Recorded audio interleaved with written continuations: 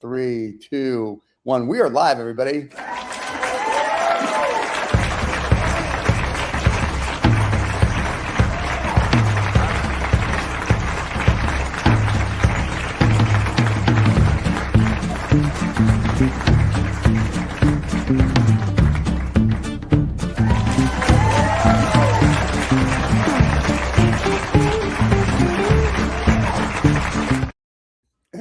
Why are we running the end at the let's try this show because David has it reversed. Sure, this episode. It's not reversed. It is reversed. That says Greg SHAPIRO. Let's try this one, everybody. This is 2OF Entertainment.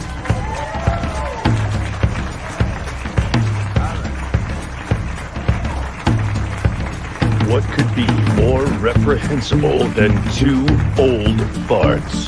3 old farts featuring Dave and Steven and Greg SHAPIRO with funny ha-ha.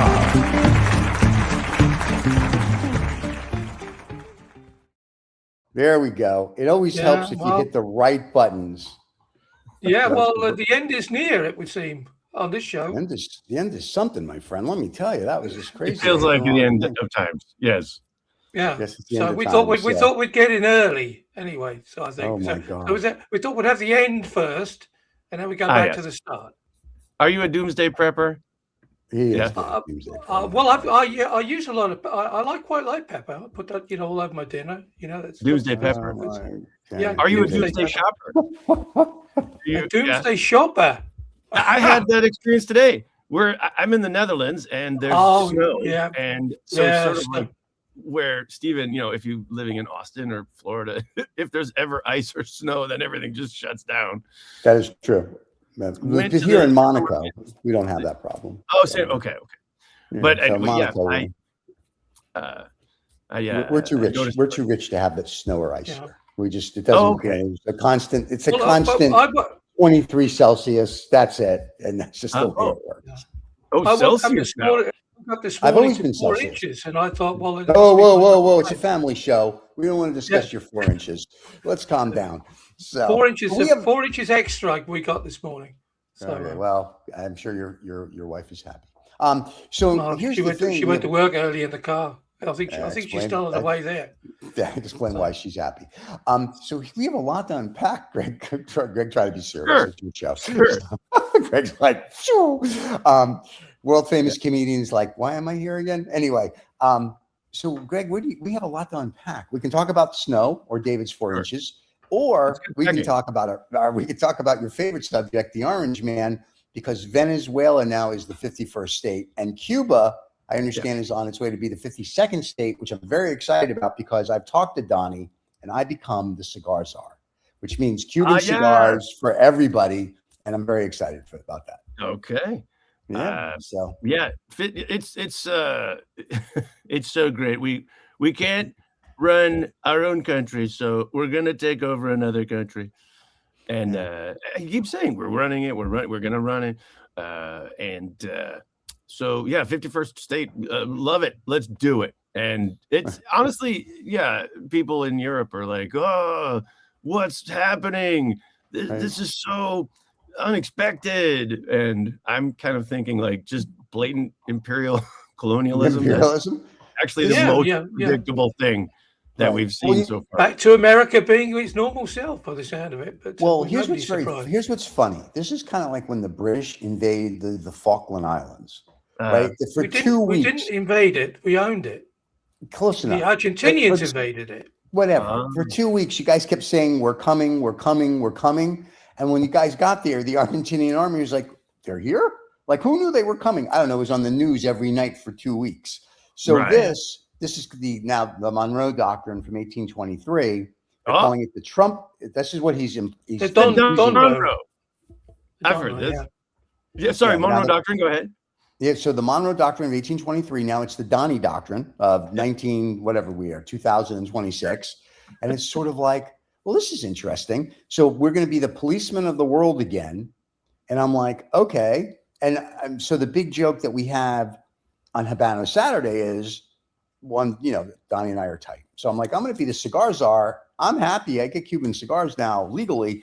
So this is a beautiful thing. But I mean, at the end of the day, what are we doing? We're going to take over everything. So it's going to be us taking over this hemisphere. China's going to go to Taiwan now. So I talked to Panda, and Panda's very excited about taking over Taiwan. Sure. And then after that, what are you going to do? You're going to have Putin take over the rest of the Ukraine? I mean, at some point in Europe.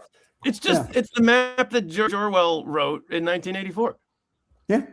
Or it's basically the 1920s and 1930s repeating itself. It is a little bit, isn't it? Yeah, it is. Well, I've been reading this Substack post every day. But yeah, apart from waking up to an extra 4 inches this morning, I also woke up to the fact that was it $50 billion or $50 million barrels are going to the US now. Donny's just taking them, and he's responsible, he said, to sell it all. So there you go. The Argentinian oil, the first lot, he's been gifted, he said, and now it's all going to the US, and he's going to sell it. And so and the other thing is, I can't see China invading Taiwan. Why? Until all the chip factories have been built in the US, and when that's done, and the chip manufacturing has been moved right to the US, then secretly he'll phone up and say, "Do you know what, Taiwan, take it." We don't. I don't want to be rude or anything, but the chip factories take about 20 years to actually build and get up and running. So let's be rude. You think there's that level of planning? Yeah, really, that's true. Yeah. I do. Absolutely not. No. There was someone commented basically, fossils, dinosaurs. Like Donnie has traded the Donroe doctrine is, everyone gets their own sphere of influence. And so Don's all in on fossil fuels, dinosaur technology of the past. And if then China gets to invade Taiwan and, take over the chips and the technology of the future, like, where's the vision? Where the vision thing? So that's where we're at. Well, maybe he's just watched Jurassic Park and thinks I like dinosaurs. Let's go back to that. First of all, let's just stop with this ridiculous crap that dinosaurs died, which they did. But let's stop that you get oil from dinosaurs. That's the dumbest thing I've ever heard in my life. We get it from dinosaurs? Really? Because I would assume that the oil is just something down there, and no scientist has ever. I read all the crap on it. It's such bullshit. Let's stop with that. There's a river of oil that flows through the planet, and they don't want to tell you that, because if they tell you this dinosaur make-believe crap, they can tell you one day it's going to run out. Now, we're old enough, especially David's like old enough, but we're all old enough to know that in the 70s, remember the oil embargo? And they were like, it's going to run out by 1980, there'll be no more oil. We're all going to die. Yes. Hey, 2026, and apparently now we have more oil than we did in 1970. So let's stop with the dinosaurs and all this other ridiculous bullshit. That's where we get our oil from. Yeah, so I can imagine that your library's very, very thin, and you've taken out everything to do with dinosaurs. That's all been rejected. I love the dinosaur book. So here's the other problem. I was told that. I thought it was dinosaur. I thought it was dinosaur wee. I thought it's what the oil came from. That's what I thought. Oh my God! I think I saw that on Fox. Then it's true. I'm sorry. I didn't realize it's true. You saw that on Fox. But no, think about it though. That's such ridiculous crap. And then, what people don't know is that Trinidad and Tobago has a larger oil reserve than Venezuela. And Trinidad he can't pronounce that, can he? I've not heard that anywhere. But okay. But Trinidad they do. They're top one of the 5 top countries with an oil reserve. And they usually are in court against Venezuela saying you're tapping into our oil. Oh, okay. So it's very interesting, but I guess we can't attack Trinidad and Tobago because they have a bigger army than Venezuela. So we have to attack Venezuela. Apparently, who knew? They got more boats. They got more boats. They got more boats. Yeah, but I'm just like, seriously. I mean, and then I watched a guy yesterday from Spooks Or Us saying, he said this had to be pre-planned. He said, first of all, he's got Cuban bodyguards, Russian intelligence people, Cuban intelligence people. He said they're all trained to protect the president. And he's like, if your president's going to be under attack, He said the first thing your guards are going to do is throw you into the safe room. Then they're going to defend the safe room. And they go, he thinks the Secretary of Defense of Venezuela basically had him tied to a chair, waiting for them to come in, and gave it to him so they could go through this. Yeah, that's plausible. There's probably, I mean, I guess U.S. intelligence still exists. So was there an inside intelligence? Sure. I think that's an oxymoron, is it not? But there you go. So Steve Rocket, just so you know, we have a new fan, the only fan. Steve Rocket says the truth is like kryptonite to corrupt liberal Democrats. So I'm not sure what that means. Oh, Democrats. Democrats. I see what you did there. Democrats. I'm just reading what he wrote. Congratulations, Steve, on writing that. Yeah. Oh, that's good, Steve. So, we got viewers that can actually write. I mean, we're moving. Well, we could be ChatGPT 4. Let's not get carried. Or the bots are getting so much more hard to detect. There you go. But anyway, but back to fine. So apologies for implying that dinosaurs contributed to fossil fuels. I wanted to follow up on the idea, like, everything's going to run out and we're all going to die. I was making that point a couple episodes ago about food and agriculture and food security, So same thing. The technology keeps catching up and, productivity and efficiency. And as much as, we hate plastic, it helps prevent food waste, and that's the worst, actually. So, anyway, I think oil. Do you think Americans going to end up eating Venezuelans? Is that what you're trying to tell us? That could, Soylent Green is people, and and the cigars are, I don't know, fine. I think you're right, though, that chip making plants like that takes a long time to build. So it's still going to be some sense of global. I mean, the whole global COP thing. That's out the window because now it's regional. Yeah. So, and here's the issue with us being the global policeman. Yeah. It's okay. I think after World War II, it was probably okay, probably right up until, I want to say, Reagan. And then kind of when the wall fell down and we all had a big kumbaya moment, I think at that point, it became a little different. Like everyone's like, we're all adults now. We should all be able to police each other or have whatever. So all of a sudden going, hey, we're going to use the Monroe Doctrine because of whatever. Okay, listen, I don't sit with you every day, Donnie. You have your reasons, for whatever reasons, that's fine. But now when you go now Greenland, we have to look at Greenland, and all of a sudden you got the Danish prime minister going to NATO, hey, if the Orange Man comes over here, we have to do something. So now it's getting a little different. Oh, we've done something about it in Europe. We sent him a letter saying we were a bit miffed.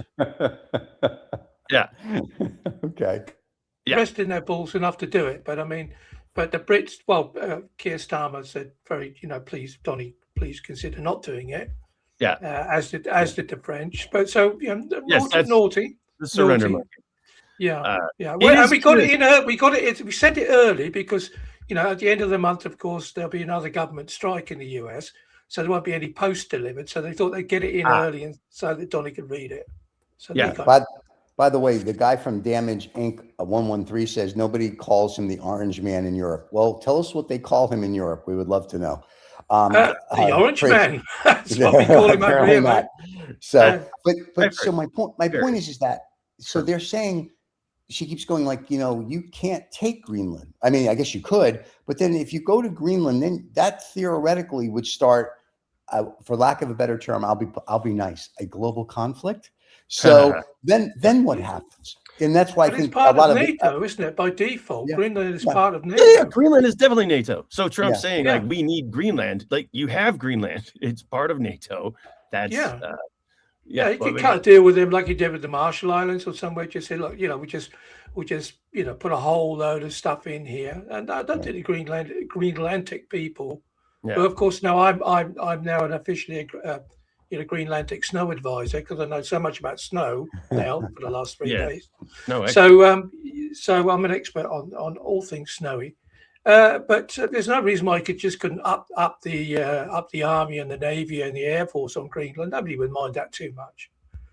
Well, But to this one person's point, let's just skim by it. You guys can see the comments on your screen as well. Yes. He said, which is very true. He said, if we take Greenland, NATO is gone. I agree with that, because NATO then would have to say to us, I'm sorry, you attacked, if you will, a sovereign nation. Yeah. And remember, NATO's job is to defend. So you have to defend against one of your partners. That would be a very interesting global conflict. And we all know Don's not a fan of NATO, so I'm not really sure how. No, well, we've given up on him anyway. I think most of Europe doesn't expect the US to do anything. I mean, was it Article 51 or whatever it is, or 52? The one that says Article 5 that if anything happens to one member, then everybody will step in. But that's optional. It's not written as a law to be in the club. It just says more to that's the what point. Sorry. Oh, well, sorry. There's also Article 51, which is where they keep the aliens who... Area 51. Oh. But Article 5, there's no article, as far as I know, that covers like what happens if one NATO signatory invades another. Maybe I haven't read it, so I don't know.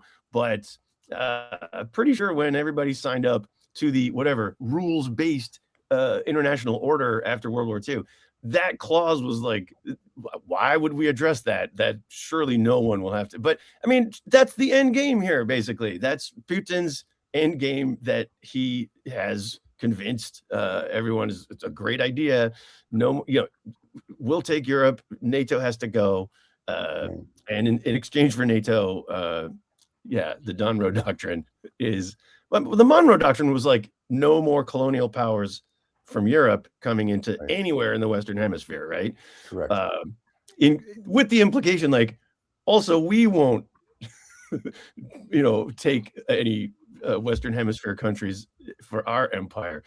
But yeah, the Monroe Doctrine seems to be like, it's in your backyard, take it. They changed a few words in the doctrine. Yeah. What's the big deal? Yeah. And it is. I mean, it is odd that Denmark owns Greenland. What is that?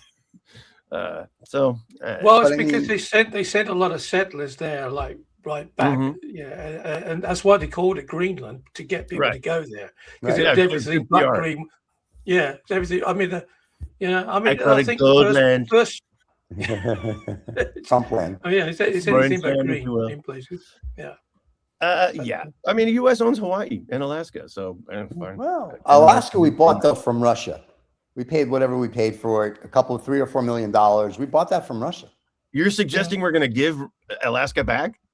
No. I'm just saying we bought that from Russia. I can't do that because they won't be able to watch Deadliest Catch. You can't give it back. I mean, come on. Okay, but no. So I think it's a matter of time until Donnie pulls out of NATO and gives Alaska back to Russia. No, I don't think we give Alaska great mineral rights. It's going to be so many people are going to make so much money. We have mineral rights. It's all the minerals in Alaska. I think Venezuela has minerals too. Minerals and oil and Wait, back to the oil from Venezuela. It's so hard to get out of the ground. I've read that, first of all, the oil companies are like, we don't want to invest in redoing that infrastructure. We don't even know how badly it's decayed. And the oil that you get out of that basin is like hard to develop into crude or anything. Yeah, but that's the one thing that you have a shortage of in the US. There's this really hard, this crude oil. We have something hard in the U.S. No, the problem is that they said, I was watching Bloomberg yesterday, and they were talking about it'll take $10 billion a year for 10 years to do infrastructure in Venezuela to get it up to where, if you will, oil companies feel comfortable. I think Chevron right now is the only one, if I'm remembering correctly, and I could be wrong, so if someone wants to correct me, feel free. But I think Chevron is the only one that's there, and Trump is saying to everybody, hey, you should come now. And people are like, not so much.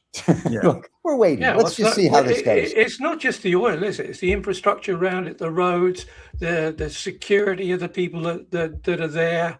Right. It's like it's just very American, I think. Well, we'll just invade shit. I mean, they did that in Iraq. And Iran, Vietnam.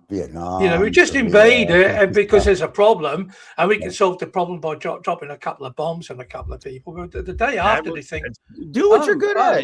Stick to your strong point. Be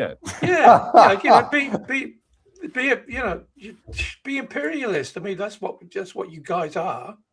Yeah. I mean, it's bad. Yeah, it's a little bit. I mean, It's- I say that as a Brit. I say that as a. wait a minute. Oh, I that's say that as a exact- Brit, of course. You know, I'm allowed to say that. As a Brit. Yes. Or and, You- and as a plastic make- Dutchman, because we know a lot about imperialism as well in Holland. Oh yeah. Yeah. Yeah. but No, true enough. It's going to be I think it's going to be very interesting to see what happens, because ultimately, you know, the scuttlebutt is like, well, Cuba could be next. And realistically, maybe it could be. I don't see where that's going to be a big thing. It will But the problem I have with all of this is, if we're really going back to the 1920s and 1930s, that didn't fare really well, you know? So I'm Well, it thinking, did for a while. And well, it got us out of the wouldn't it, another 10 1929. It years? got you out of the 1929 depression by 1954. But I'm like, I don't think we really need to go that route, because there's probably another way to do this. I mean, I understand there's bad people in the world and there's bad people in the country. We got rid of Saddam, we got rid of Gaddafi. I get all that. And people are like, yay, no nuclear, no this. But it's like picking on Venezuela and picking on like Cuba. We were talking about this the other day at the office. It's sort of like the NFL team going to like PS 137 and picking on sixth graders. Right? Yeah. Okay. So now, if I'm going to go pick on my equal, say that would be China. They invade Taiwan. America's like, you can't do that. Now that's equal. Well, now you're talking send him a about letter. fight. Send him a letter. He won't do it then. Strongly worded letter. Strongly worded letter. Yeah. But I think that Venezuela is just a bit of a dry run for Cuba. Really, I do. You know, that could be. Sorry. But I was going to go to the petrodollar thing, and you know, Stephen, with your insight into finance and whatnot. I mean, I think I read a quick explainer about 1973 oil crisis, right? 1974, Kissinger makes this deal with Saudi or the OPEC nations. I think the OPEC in general. If you keep doing your oil deals, you know, if we keep buying and you keep selling in US dollars, and that is the global reserve currency, and you know, then fine. But you know, Saddam says, hey, I don't need to sign up for your petrodollars. I'm going to sell my oil in, I don't know, rubles or whatever. Right. And so up there, now we're invading Saddam. Gaddafi said the same thing. We're going to skip this petrodollar plan. We get rid of Gaddafi, and I guess Maduro was the same thing. He was up to he wanted to you know, get deeper into the BRIC nations and do it through that. Yes, wanted to be one of the BRICS. Well, so what about that? I mean, now he's turned out to be one of the BRICS, so it's a kind of half. Oh yeah, they want to be one of the BRICS. Yikes! Boy. Anyway, it's the problem is in like I'm reading some of the comments. There are many deals that were made after World War II, but I assume at some point, going back to what the Spooks or Us guy said yesterday. Okay. This had to be preempted. It's like, you know, like you said, they've got they have SAM missiles, they have these missiles, they've got like a compound with guys that are heavily armed. And a little helicopter goes over and says, we're taking your president. So I have a feeling there was a backdoor deal made. I agree with that. Probably with the defense minister is what they're saying. And it's like, listen, we're going to not take you or kill you. You're going to do what we say. And they're like, sure, why not? And then they just become rich because they hang out with America. Well, I mean, how did Venezuela socialism for you? That was basic corruption, though, right? Right. Like, DC was bad. But that's every government, isn't it? I mean, I don't think our government's really any different. I think our government's just like everybody else. And thank you for the gentleman who said 3 fools. Yes, we are. And we know that. And we're very proud of it. And we have sweatshirts. Feel free to go to the merch store and buy one. Anyway. I've actually not seen the name of the show. Yeah, we're going to change the name to next month. So I think it's very interesting on how this is going to play out globally. You know, what happens when the U.S. is no longer the reserve currency, or the U.S. dollar is no longer the reserve currency? And what does that do to the debt? And, you know, at what point does U.S. default? Before they step out of NATO or after? But here's the question, though. What currency are you going to use? You're not going to use the ruble. You're not going to use the RMB or the yuan from China. You know, granted, they wanted to do the BRIC countries. So you have Brazil and you have China and you have India and you have this and that. But none of them are, if you will, single strong. China's strong. But I think people have a thing like, oh, if we use China as a global currency and, you know, Xi wakes up one day and he's pissed off, we could be screwed. Right. The euro. Yeah. People What don't about the euro? I don't think people think the euro is strong enough. Okay. Well, it is because we're spending a shitload of money buying American arms to give to Ukraine. But, don't Yeah, forget, so- Bulgaria is now part of the euro currency. So that's helped. That's All right, helped us. you're out. right. Now we should go ahead. The euro currency should be the global currency because of that. But I'm just saying, Yeah. I think there's a lot to do with the mystique. If the and euro whatnot. can I think, survive taking on Bulgaria, maybe we should give another look at the euro. yeah, that's right. I Sorry, was gonna say we should take a look at how we want to do this in the real world. Greg, I got But I bad news for you, mate. There's somebody on the phone from the Bulgarian TV. You've just blown it. You know. Okay, sorry. I love it. Well. Please add to the comments. It helps the algorithm. Helps us. Okay. More comments, please. Thank you, Bulgaria TV. We love you, people. And Sophia.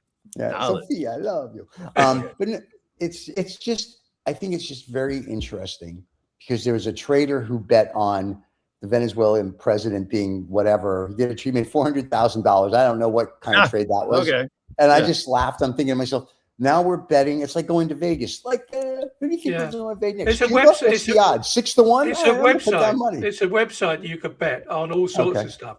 You can bet on how many times that Donnie says oil. When he's actually talking about drug barons. Okay. And this guy had betted 2 days before on and it all happening. But so yeah, insider trade. It's a betting platform. So insider trading doesn't count. Is it only a matter of time until I do like this one guy's comment. He said, "Put the dollar back on gold." I would love that because then you would have a strong currency backed by something. But I don't think we have enough gold anymore. Well, there isn't any gold left. No, I think Donio's got all the gold. He's turning it into paint. Yeah, he's turning it into paint. I got it from Home Depot.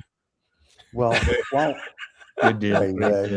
You have to get past all the eye stations at Home Depot first, of course, to get into buying. Yeah, right. All right. Well, Greg. Hey, the thing is, like, if he's Venezuelan, isn't he? This Montero guy. Yeah. But he's illegal. I think they're going to deport him back to Venezuela. Do you think? I mean, I don't know who wrote. I have to look it up. That was a good joke. I thought that. Yeah, 5-word joke. I accidentally deports Maduro. I would love that. That would be funny. I'm sorry, sir. You'll have to go. Remember, this all started with a man Noriega down in Panama. Right? We forget about that. Early 90s. That was George H.W. Bush. Yeah. That was one of the Bushes went there and took him because his people wouldn't take him out. Yada yada yada. So he rotted in a prison in Miami. I don't know if he's still alive or he passed away, but I think he He's died. watching this show somewhere. Yeah. But I'm just saying. But I remember when we did that, and then the U.S. went down there and rebuilt and blah blah blah. It was very nice. So this is almost kind of the same thing, but once again, Panama would be like going to pick on Cuba. You know what I'm saying? It's like 5 people are there. So it's a little different. You control the canal. I think it's logical. If I'm going to the gambling sites, I'm going to say next up is Panama. No, I wouldn't say. I'm betting on I'm either betting Cuba or Greenland for the next Cuba or Greenland we're going to do. Or Colombia, don't forget. Colombia, we're mad at them this week.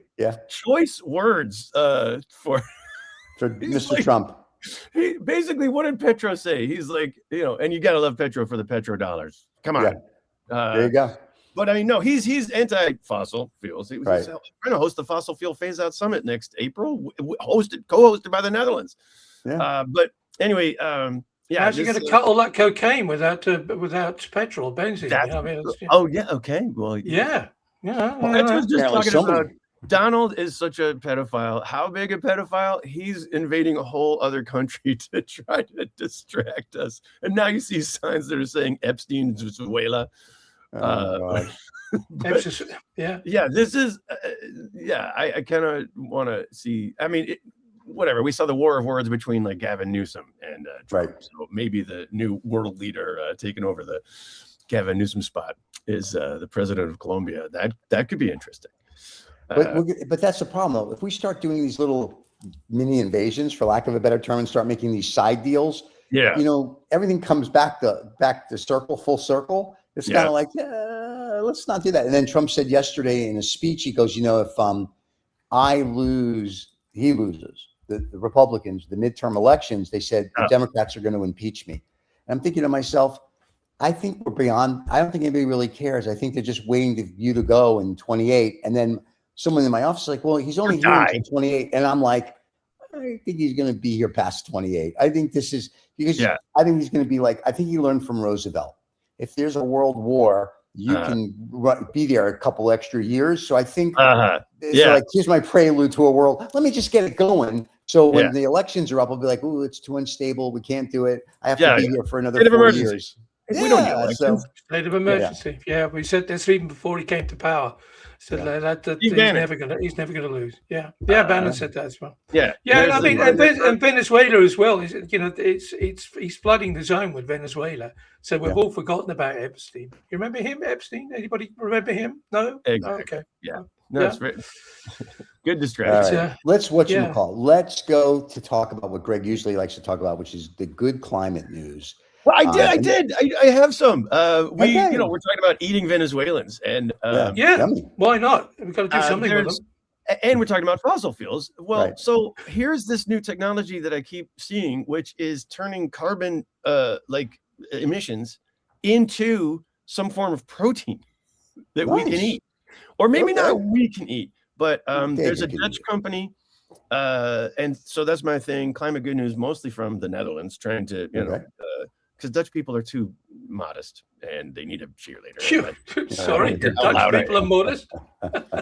So Dutch Air Bio, it's called AERBIO, Air Bio. They have a pilot plant now that is turning carbon emissions into animal feed for fish and chickens for livestock. Oh, very nice. I mean, I don't know exactly how it works or whatever. I'm hopefully getting to the point where I can make this into TV, and go interview these people and show you how it works. But that's one example. There's something else with the CRISPR, which I believe CRISPR technology is like DNA sequencing. And so this headline is from SciTech Daily. CRISPR supercharges are you ready for this? Sure. It sounds delicious. Supercharges a meat-like fungus into a sustainable protein powerhouse. For who? I thought that was just a statement about American politics, but you don't want to know how the sausage is made. Don't want to know how the sausage is made. But with the help of I don't know, it's Frankenstein food, and it's genetically, I guess, modified. What does that mean? CRISPR supercharging. But all I know is that in the Netherlands, when they try to serve you the deep fried meatballs, the croquettes and stuff, they have a meat substitute now. So if you want to go plant-based, but it's basically this kind of mushroom. It's the it's mushroom based. There's like all kinds of little mushrooms instead of meat, and the texture is actually pretty meaty. So I don't know how hard they need to do to supercharge fungus. Just pick some mushrooms. Can we work on your marketing, please? Here's an even better one. Okay. This is from interestingengineering.com. Engineers grow edible plastic from worthless waste using black yeast-like fungus. What the heck? Why am I eating my plastic? If my car gets into an accident, instead of totaling it down, I'm going to let me eat my car. Thank you very much. Yeah. If you're trapped in an earthquake, you can eat your dashboard. You can eat your way out. It tastes just like fungus. Oh my God. From worthless waste. Anyway, I think we need to work on some marketing and PR. We're running out of food, people. Let's make food. Yeah. It'd be really cool. Less people. With 8 billion people we can't feed. Maybe we need to get down to 2 or 3 billion. I mean, send the rest to Mars. I'm good. We could sort of make campfires and sit around and watch Melania's underwear or her panties, watch them all being burned. God. Because she's got a lot of them. That's I learned that on Fox as well. So you learned that on Fox as well. Okay, well, yeah. Oh, no. That'll be true. Donnie loves her panties. I will put these links in the comments if you're interested. But sure. Or in the, well, these fans are interested. Let me tell you, I'm reading some of their comments. These guys are interested. Yeah. What about any more comments? And then I gotta go. Yeah, then we gotta go, kids. Anybody else want to say anything other than good night to everyone but Maduro? We got eat stuff. Yeah, well, he's busy anyway. He's down to Nike store to get another tracksuit. So probably. Hey, to all the fans that joined us this morning, thank you so much, or this evening, wherever you are in the world. Don't forget to like and subscribe. Greg will be back next month. Or if you're a hater, just join in next time. Just join in. Just join in, and feel free to write your comments, which we always appreciate. We will see everybody. Oh, wait, one last comment. Let's see what we have. Stephen, you're really promoting. Thank you very little. So obviously not a compliment. If not, you wouldn't have read it out, Steve. Yeah, well, I like to check it out, but I think it was a compliment. It's just that the writing is too small. I have to blow up the screen, so I'll take it as a compliment. That's what it is. That's what it is. Yeah. There you go. Everybody, thank you so much. Thank you, Greg. We'll see you next year. And to everybody, happy, healthy New Year. Next year, even. And I'm sorry, next month. Sorry, we'll see everybody in February with Greg. Check your stuff. If you subscribe, you'll get a little bing that says we're coming on, and there you go. And then somebody wants us to kiss his butt. Okay, well, thank you, Bart Simpson. Oh, you can have mine. You can kiss mine if he likes. I'm sitting on mine. I'm keeping it warm for him. So, all right. And with that, we say, kids, have a good day. Cheers, everybody. Bye-bye. This is 2OF Entertainment.